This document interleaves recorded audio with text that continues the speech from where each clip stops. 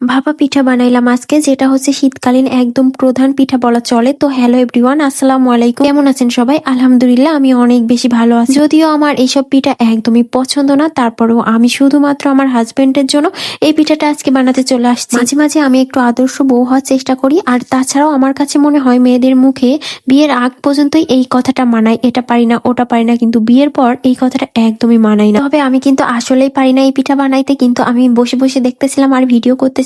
আমি একবার দেখলেই পারবো, পরবর্তীতে আমি নিজেই পারবো, কারণ আমি মন দিয়ে দেখতেছিলাম। আমার আম্মু যখন এই পিঠাগুলো বানাইতো আমি জীবনেও মন প্রান্তে দেখিনি, দেখা তো দূরের কথা আমি কখনো রান্নার কাছে বসিও নাই। তো আমি বসে বসে এটাই বলতেছিলাম, আরে বাহ এটা তো অনেক ইজি, এরপর থেকে আমি নিজেই বানাতে পারবো। তো ভাবি বলতেছিল, আরে মিম তুমি যতবারে বানাও আমাকে বলো, আমি বানাই দিব, সমস্যা নেই। যেখানেই যাই এরকম দু একটা বড় ভাবি থাকে যারা হচ্ছে নিজের মনে করে নিজে হাতে সব কাজ শিখাই দেয়। অনেক ভালো লাগে এই বিষয়টা আমার। যাই হোক, অনেকগুলা পিঠা বানিয়েছিলাম বাসার প্রত্যেকটা মেম্বারে দেওয়ার জন্য, কারণ সর্বপ্রথম এই পিঠাটা আমি বানাচ্ছিলাম, সবাইকে না দিয়ে খাইলে কি হয় বলেন তো। সবাই ভালো থেকো, আমি ভিডিওটা এখানেই শেষ করছি, দেখা হবে আবার নেক্সট কোনো ভিডিওতে। Bye bye.